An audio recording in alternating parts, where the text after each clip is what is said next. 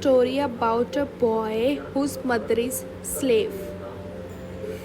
He is separated from her when he is only a few weeks old.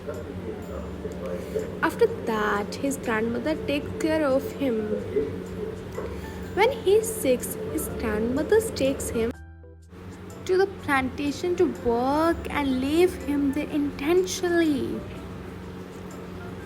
He never recovers from the betrayal of abandonment. Later on, he is sent to work for a ship carpenter by his master. Despite a ban on teaching slaves, the carpenter's wife starts teaching him the English alphabets. But soon her husband finds out and forces her to stop teaching him. Determined to read and write, he continues to learn from neighborhood white boys by giving away his food in exchange for lessons. As his knowledge and vocabulary grows, he begins to read newspaper and political books. The more he reads, the more aware he becomes of the social injustice against him. One day, he buys a copy of the Columbian Orator, a popular school book, which helps him to understand the power of spoken and written words. He learned that educating his people is the key to fight against social injustice. So he starts holding church service to teach other slaves how to read and write. His weekly services grow in popularity, with over 40 slaves attending. But soon angry slave owners shut down his class. He gets sold to a new master. His new master is a monster in form of a human being. He enjoys whipping his slaves who won't follow orders.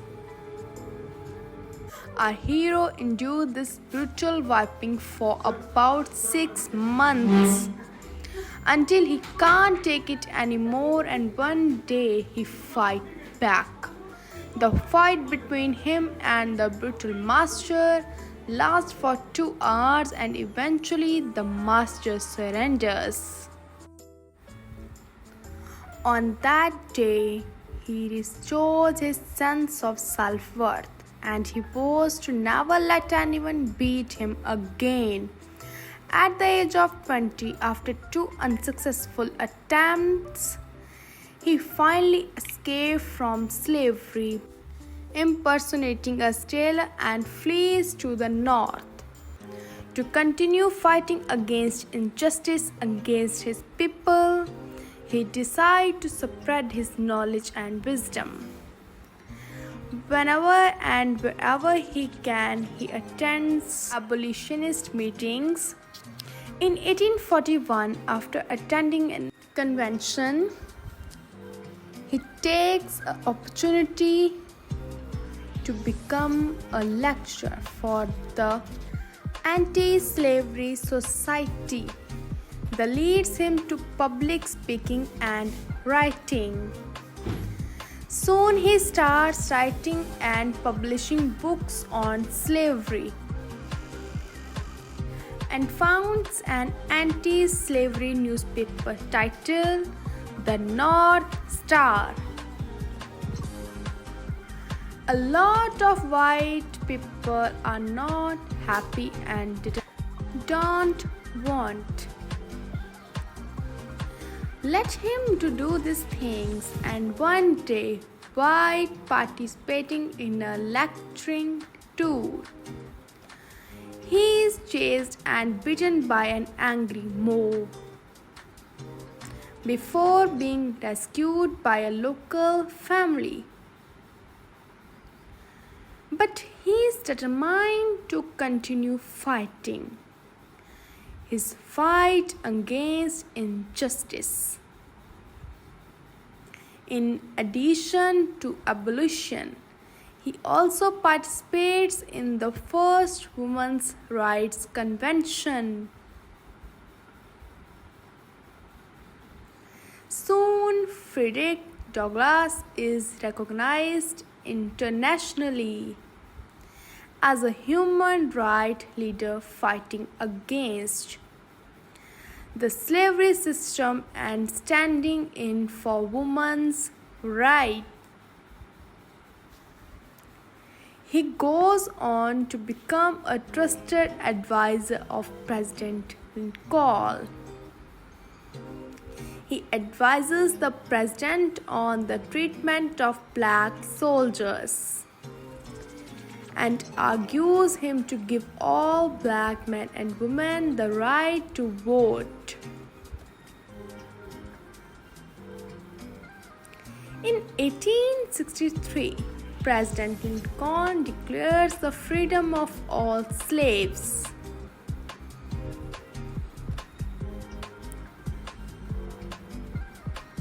Douglass becomes the first African American citizen to hold a high U.S. government rank. He is also the first black person to receive a vice presidential nomination. Although he did not campaign for the office, he keeps on inspiring people to use the power of education to effect positive change in themselves and society.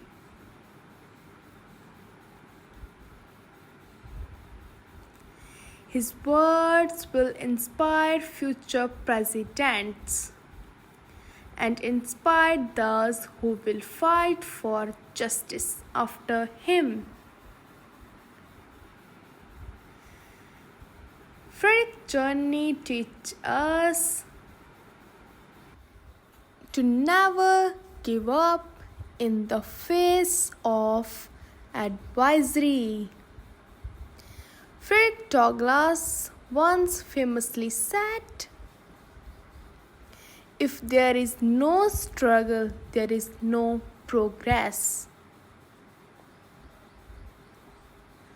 Those who profess to favor freedom and yet depreciate agitation are men who want crop without plotting up the ground. They want rain without thunder and lightning. They want to ocean without awful roads of its many waters. This struggle may be a moral one, or it may be both moral and physical. But it must be a struggle.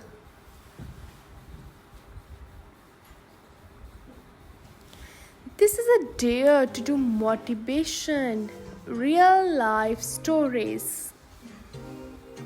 Thanks for watching. Bye bye, guys.